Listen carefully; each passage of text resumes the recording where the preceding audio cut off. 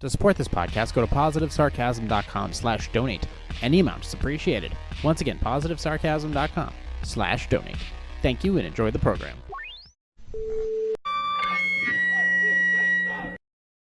Jay here, positivesarcasm.com, recorded here from the Spare Parts Studio. Well, actually, we're not in the Spare Parts Studio. We're in the makeshift Spare Parts Studio alongside New Hampshire's beautiful seacoast for entertainment purposes only. Like, subscribe, share, donate, positivesarcasm.com/donate. Any amounts appreciated. If you guys are thinking like I'm getting kicked out of my studio, it's like, no, I have the option of deciding, do I want to sit inside of a studio, a nice, very nice, comfy studio with multiple large screen TVs, multiple high-speed, powerful computers, the comfiness of my chaise lounge, or do I want to kind of try something different and go back out into the front lawn like I did a couple weeks ago and just shoot the shit with myself and my few viewership? So, and you know what? Sometimes I get a little rusty. Sometimes I got to try, see if I can replicate just going out there on the fly. You know, I literally spent like an hour trying to figure out, how am I going to supply power to this goddamn podcast considering the spare parts I have available? Because for some reason, the fucking the outside outlet doesn't work. Doesn't work. The perks of houses. Sometimes shit don't work and you don't know why. And you go into full boomer mode trying to figure out why shit don't work. That's what I am. I'm a boomer wannabe. A boomer wannabe. What is a boom? First of all, what's a boomer? A boomer is somebody who owns their home, maybe has a narrow viewpoint of the world, kind of wanders around in the morning, staring at the grass, never looks up, cares what the planes are doing, just kind of wanders around. Need to mow the lawn today. What am I going to do about that dry patch? Honey, did you check and see if the basil's been watered? That's what a boomer does. A boomer literally just wanders the perimeter of their property. That's what I do. I want to do that.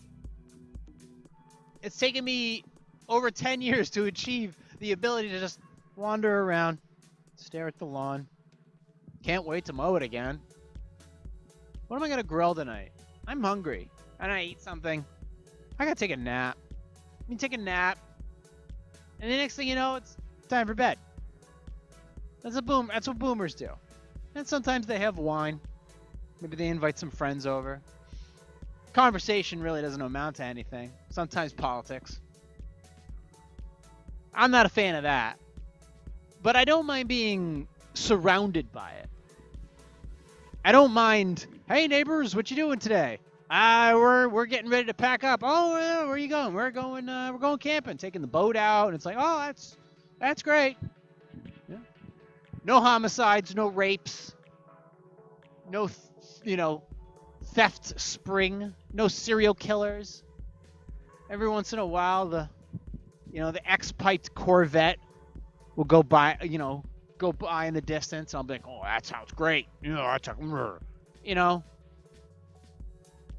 But I mostly just sit here and fondle my balls in joy. If you have any questions, concerns, or comments, go ahead and hit me up on my website, positivesarcasm.com. You can direct message me through my Instagram at @positive_sarcasm. Email me directly at positivesarcasm@outlook.com. Not sure where I was going with that little diatribe. Anyways, let me get a little sip of tea here. Despite all the issues I had getting this podcast set up for another afternoon session, I have finally figured out the simplistic setup that I was looking for. I had to bring the M track out. That didn't work. I had this monopod, but because it's windy out, the monopod kind of goes left and right a little bit, like it's one of those fucking skyscrapers in Los Angeles. Can't have that. Can't have that. So I got a little tripod, set it on like a little side table. Obviously spare parts. I found it on the side of the road. I didn't pay for this peep, by the way. This oversized peep, if you're watching. For those watching, do not pay for this. It was given to me. Sometimes I throw it at Chase. He has a blast with it. He does not enjoy, though, when I'm, yelling and screaming in the backyard because he thinks it's at him, so he goes inside. It's not his fault. He doesn't speak English. Well, he does, it's just limited. Like the girls from Baby Metal, he has limited English. But despite that, we are out here. It's actually quite cool out here by New Hampshire's beautiful seacoast right now. Quite enjoyable. It allows me to now focus because the heat will sometimes kill my ability to think about the next topic. Topic that I have filled out an entire page on. Didn't know I was capable of such a thing sometimes. But yet, I am remiss if I did not, if remiss is even a word that I'm able to use for whatever reason. But, in either case, we must discuss this photo. If I'm able to display it. For some fucking reason, I don't know if I am. Am I even able to display it? Maybe not. Fuck it. Just another thing to annoy me. Is that guy dead? I can see across my lawn there's a guy sitting there in the chair. Oh, no, he's alive. All right, good. Anyways, you've all seen the photo. The video, or either the photo or the video of that CEO and that HR lady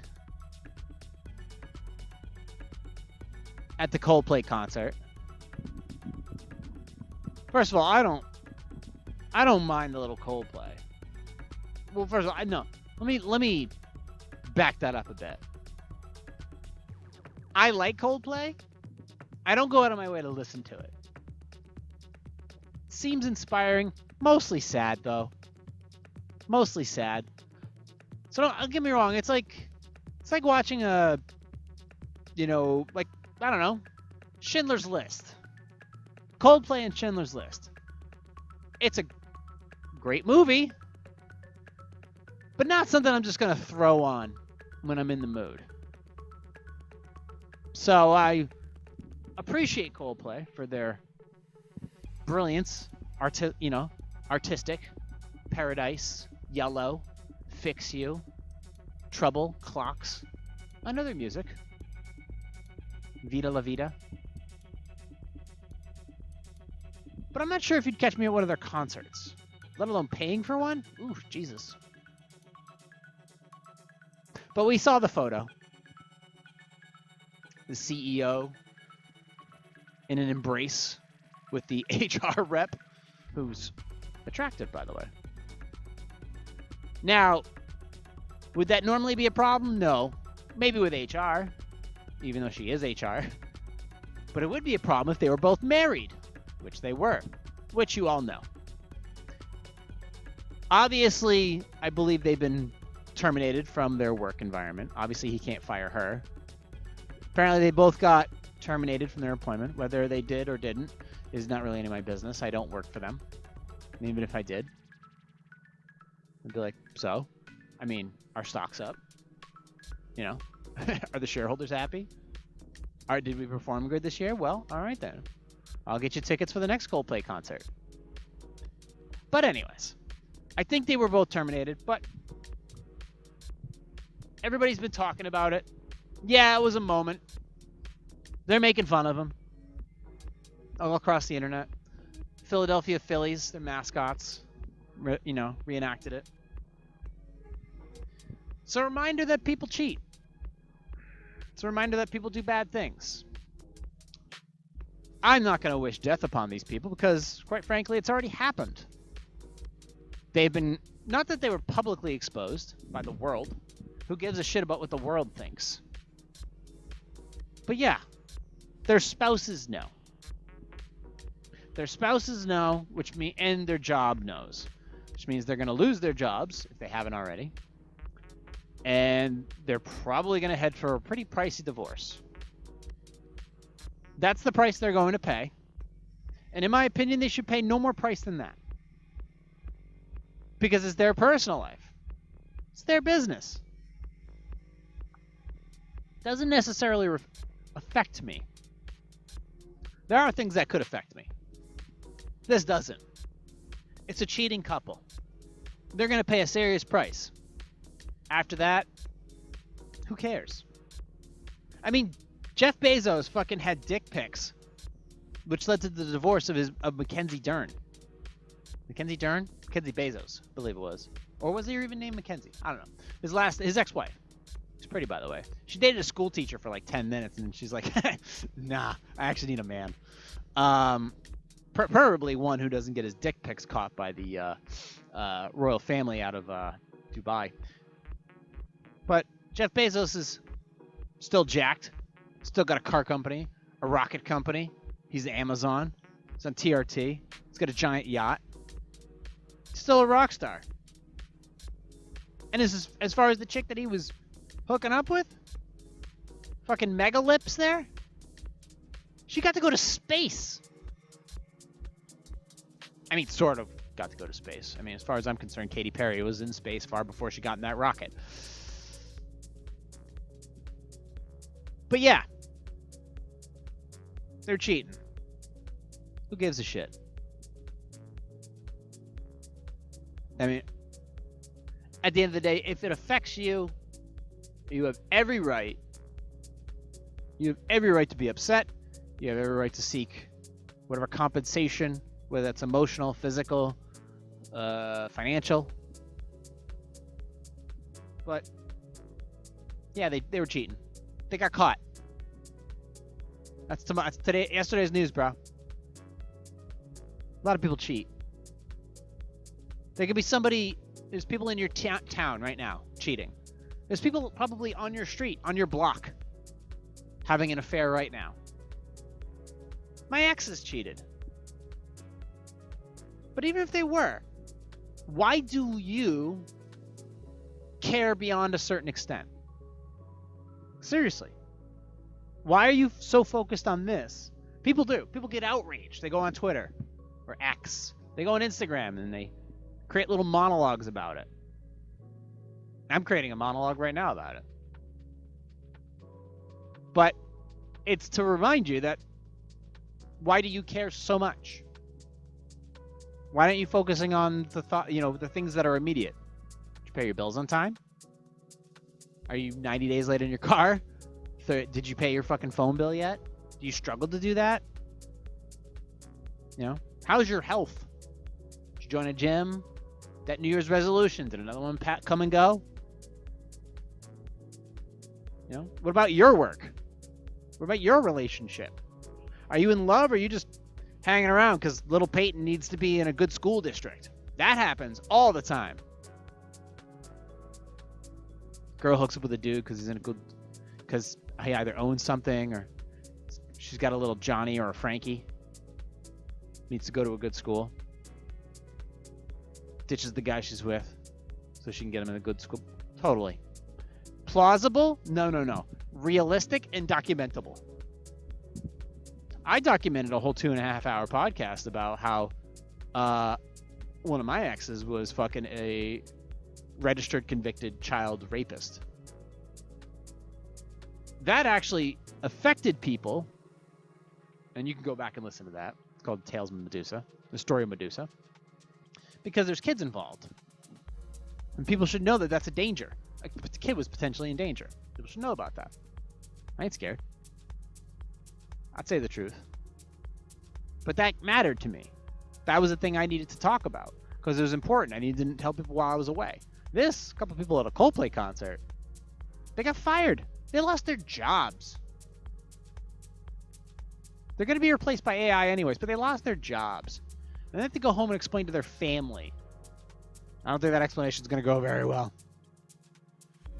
It's going to end up with divorce. It's going to cost them a lot of money. That's it. That's the extent of how much you should care. It's already old news. It is a lesson to learn, though. There is a lesson to be learned if you take away anything from this.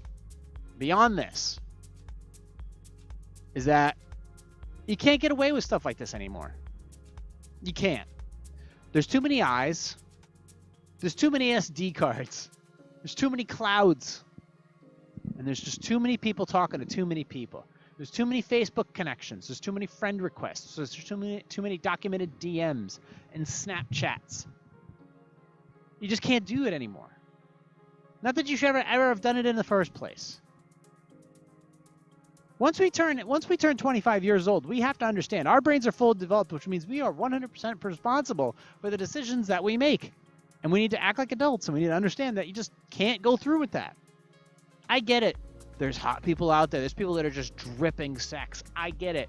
You go to a gym, there's a piece of ass there. There's at work, you got your work boyfriend or whatever. You got your friggin', you got the bank teller that you see every once in a while, the person that you jog by, or the girl down the street. It's like, I get it, but you don't do it.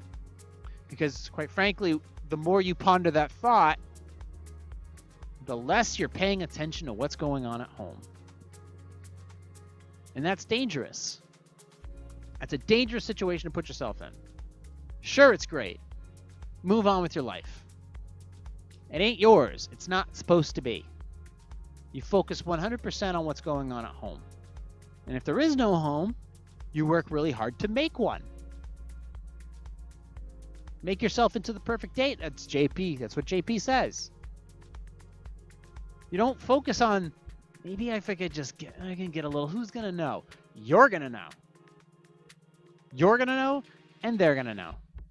And subconsciously, the significant other's going to know too. You're going to smell different. The bed's going to smell different. You're going to act different. Things are going to change just slightly. You can't do that. This isn't Bridges of Madison County. It's not a fucking love story. It's one of those forbidden affairs. You can't do it. You should not do it. It is a value thing, and honestly, you want to cover your ass. You want to be smart about these things. It's not worth your time, it's not worth your energy, and it's not worth your money. Do you really want to be that two-bit piece of shit? Be my guest. This guy's going through it right now. This girl's going through it right now. They probably weren't paying enough attention at home. Maybe his wife put on a little weight, or she was spending too much time with the kids or something like that. But he didn't try. Maybe he didn't try. Her, I have no idea. Maybe her husband stopped paying attention to her. I get it. One of those little things, and then they kind of maybe got in the moment. Maybe they haven't done anything yet. Maybe they just kind of got a little lost in the moment at a Coldplay concert, and then the next thing you know, boom, cameras. And they haven't done anything yet. Yeah, but you did enough. You did enough. And that question is, though, is like, if they really cared that much for each other, why did he break away? And this is a thing you would have to ask yourself in this situation. Why'd you break away? Why did they break away? Because they didn't love each other.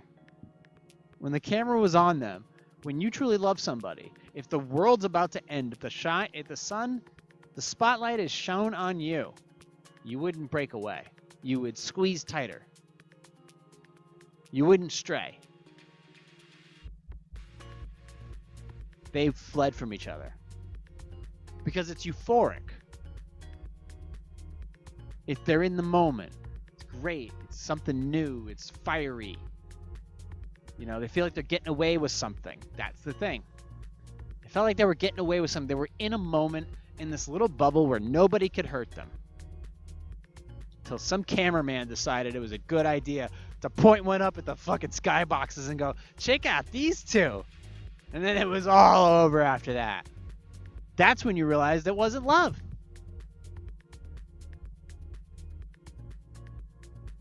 They would have held each other tighter. If they were in the middle of divorce, that's another thing too. If they were in the middle of divorces, it's like, yeah, well, this is who I'm with. She's pretty cool. It wasn't like that though. It didn't happen. It was they were in a euphoric state until the camera pointed right at them. Then that's love. Then you knew it was bust. It wasn't love. But the thing is beyond what you saw, understand what's going to happen to them. You just say fuck. I mean, obviously, a lot of people would say fuck them. And it's like, well, I wouldn't say fuck them, but it's ultimately like, yeah, well, what's coming is what's coming. They're going to pay a pretty hefty price for that. And then that's it. You're never going to see these people again. You're never going to hear about them again. It's not going to matter. Their life is in the toilet. He's going to have to start a consulting business. I mean, even that Megan chick, who was that cop that was smushing all the other officers, she ended up as like a pharmacist or something. She got a job doing something else. And she's still married to that fucking beta. So, yeah, people move on. They do other stuff. They pay the price, and then that's it.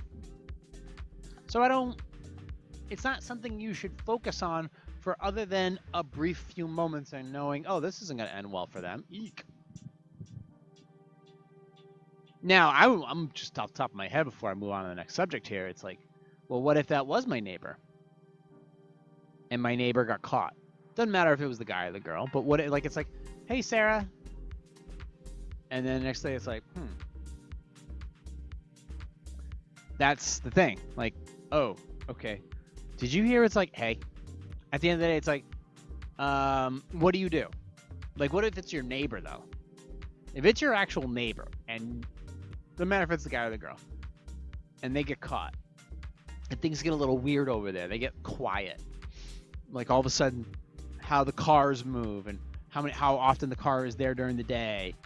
They're working from home. It's like, at that point, if you've had any, you wave, if you like wave at them, or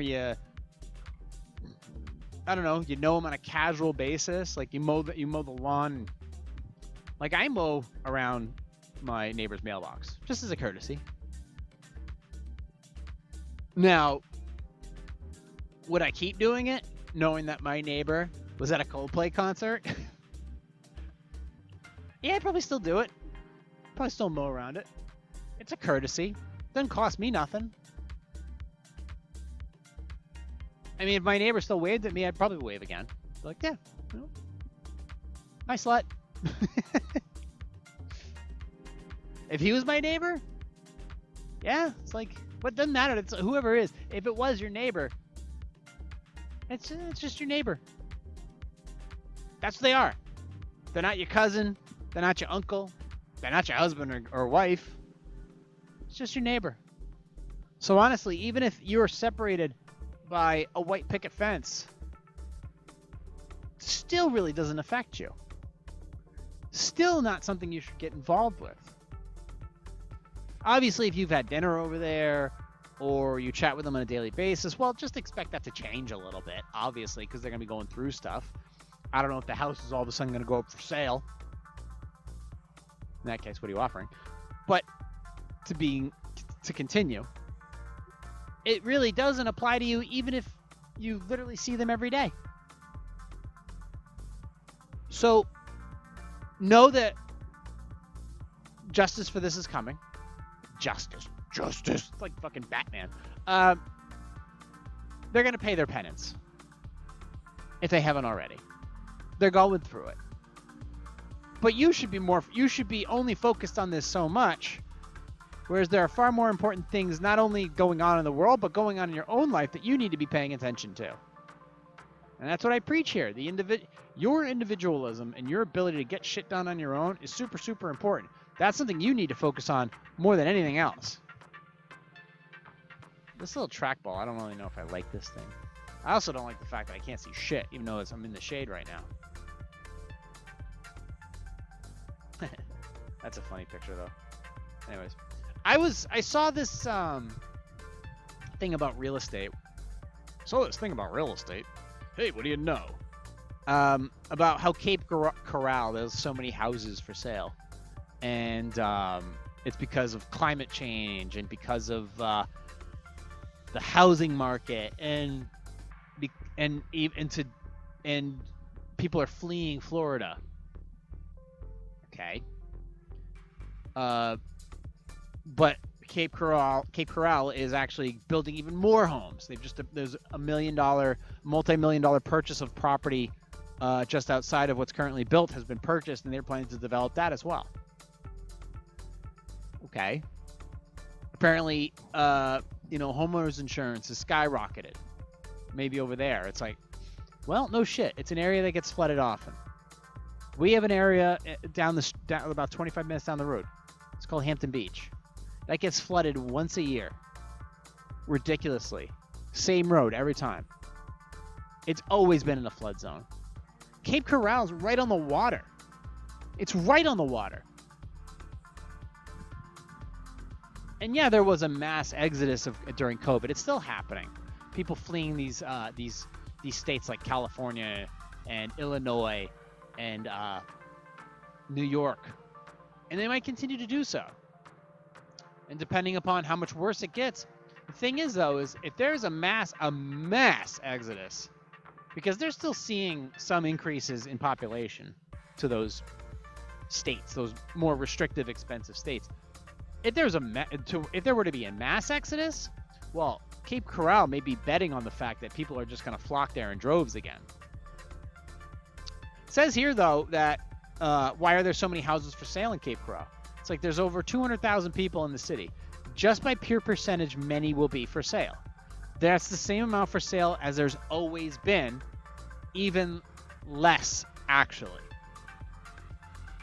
So you also have to understand, it's Florida. It's America's graveyard. It's America's waiting room, I believe that's what it's called. So people are going to come, and then a little while down the road, they're going to go. So there's going to be that natural turnover. See, now, don't get me wrong, though. Florida was one of those epicenters for the housing crisis back in the 2000s, which we're kind of in. Well, 2008 to 2012. But also understand that was largely in part to subprime mortgages. And you also have to understand that housing has slowed down to a certain extent because interest rates have stayed high.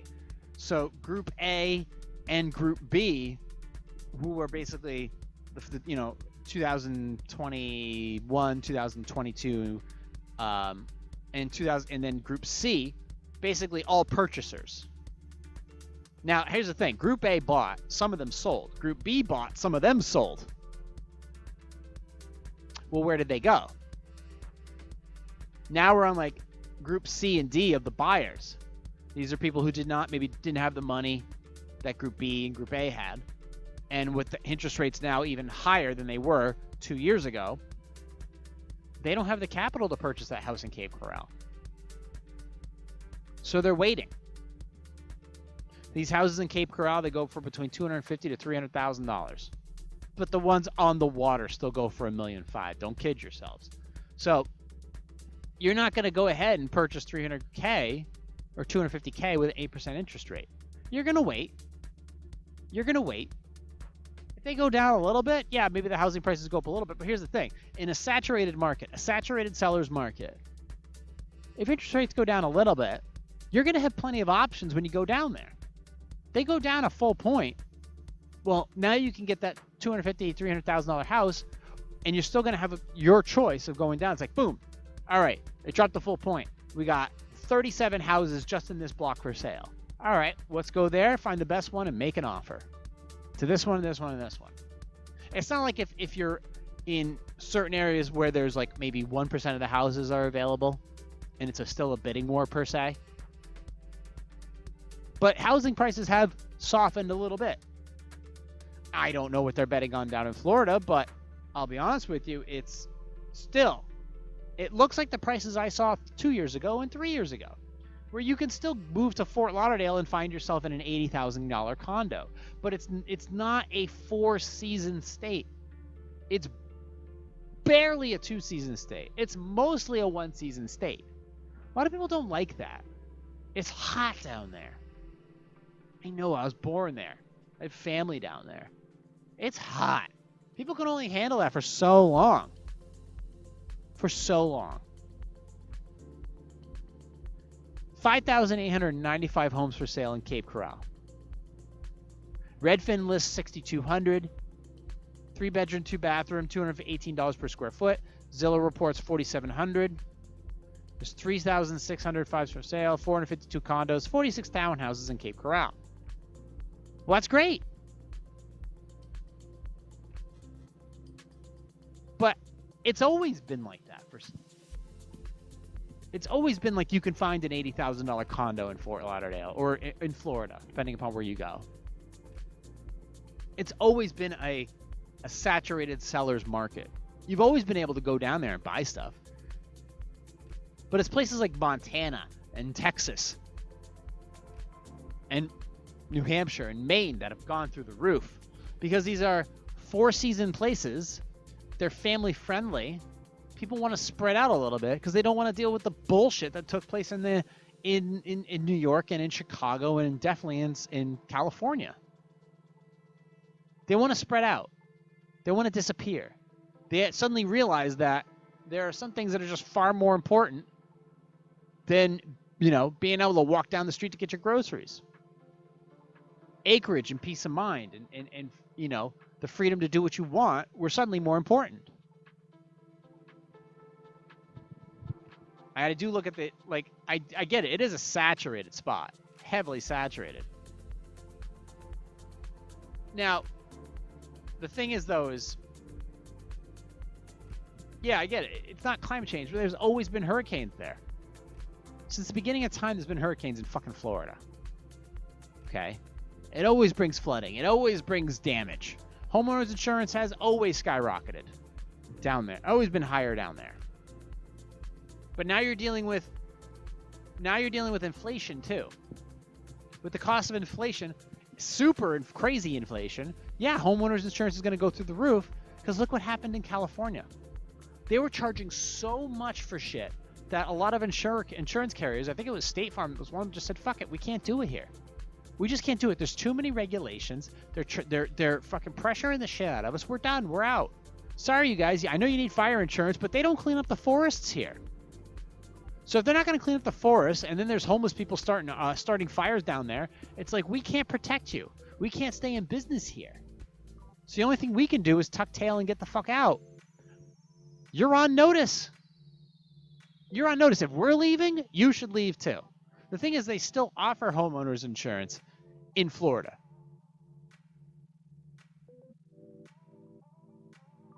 So State Farm, they bolted from California. Fires hit like 6 months later. They haven't even rebuilt down there. Not a single goddamn thing. There's too much permitting, too much regulation, too much bullshit. They're not going to get anything done over there. It's just going to end up getting acquired by the state. And then they're going to do what they want with it.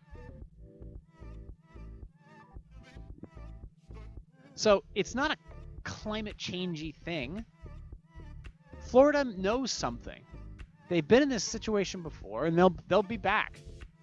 But there's always been housing available there because it's a vacation state. It's also a dangerous state to live in, too, in terms of, the wildlife there has teeth. There's hurricanes, and then there's a little bit of crime. But Florida definitely goes out of its way to protect its citizens in some cases. You ever seen that sheriff of Broward County? Dude doesn't play around. Now, as far as states, let's see, most expensive states in 2025 while inflation still hits hardest. Should probably read up on that before we close up shop. Because I read somewhere that in my state, you had to, in order to live comfortably, you had to make $100,000.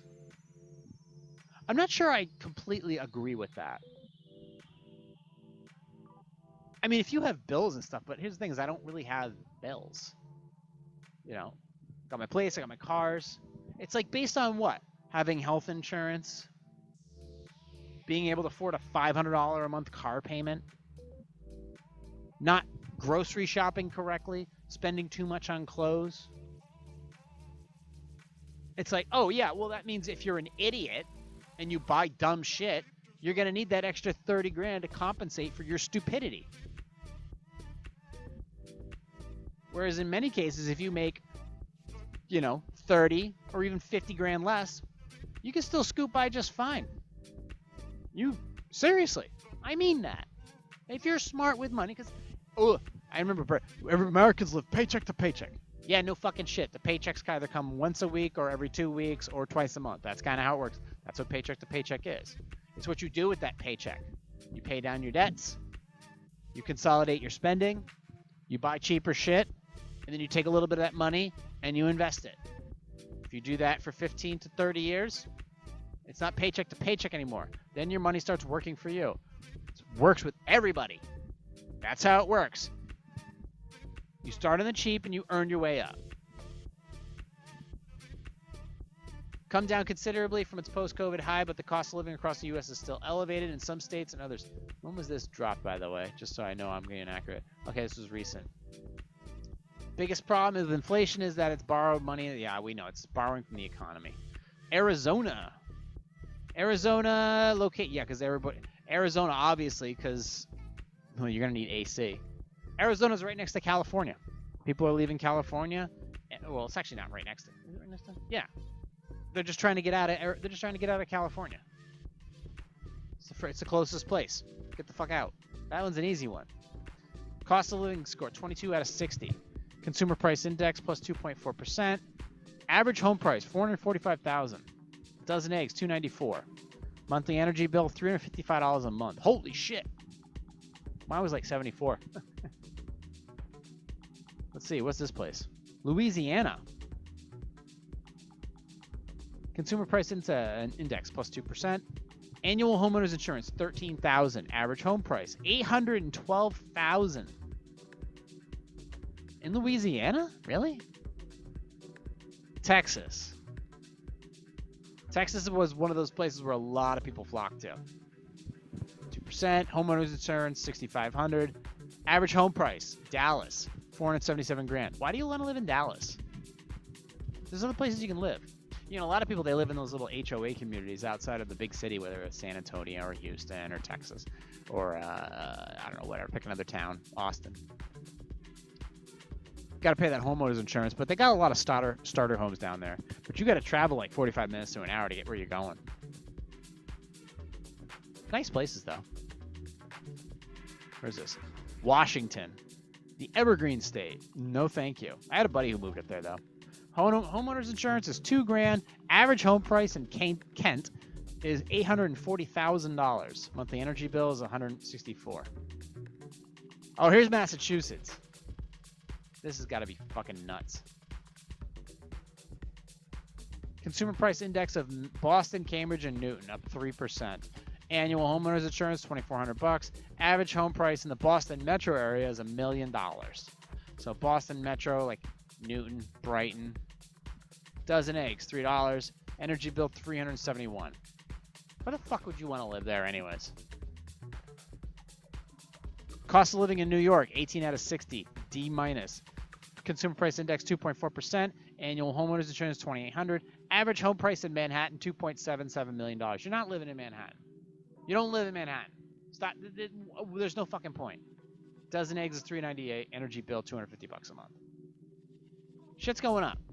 Shit's expensive. It's gonna get even more expensive. Your main goal right now, instead of paying attention to a couple people cheating at a Coldplay concert, is to achieve escape velocity as quickly and as vigorously as you can. When I mean escape velocity, I mean investing like a motherfucker. Your money should be working for you. And you need to move fast. You need to move fast. You need to condense your bills down to the minimum available needed. You need to stop buying expensive shit. If you have a car with a high monthly bill, see if you can get rid of that thing and downsize. Learn how to cook from home. Learn how to make coffee at home. And start investing psychotically. Because everything that's passing right now is all about growth. Well, with growth comes inflation. And we've already been teetering on it every single year. It wasn't long ago that freaking gas was $5 a gallon. Not many people are going to be able to survive the next wave of inflation, whatever that means. So achieving escape velocity, basically to the point where you don't... Escape velocity is to the point where you don't have to worry about money all that much. You'll have enough of your investments to help you pave the way for the next phase of your life. Whereas the people spending too much money on Paramount Plus and Netflix and fucking Nikes, they're going to see the pain out of anybody. They have $500 a month car payments. They're upside down in their house or their mortgage, or upside down in their car. Spending too much on DoorDash. They have an account with Klarna. Those are the people that are in trouble. You can find me on Instagram at @positive_sarcasm. You can email me directly, positivesarcasm@outlook.com. Like, subscribe, share, donate, positivesarcasm.com/donate. Any amounts appreciated. You can find me anywhere where podcasts are available, including YouTube and Rumble for the video version, but Spotify, iHeartRadio, TuneIn, Podcast Addict, Apple Podcast, the whole lot. In the meantime, it's nice out. God, it's so nice here. This is what you should strive for. Being able to mow the lawn. Saturday in the park.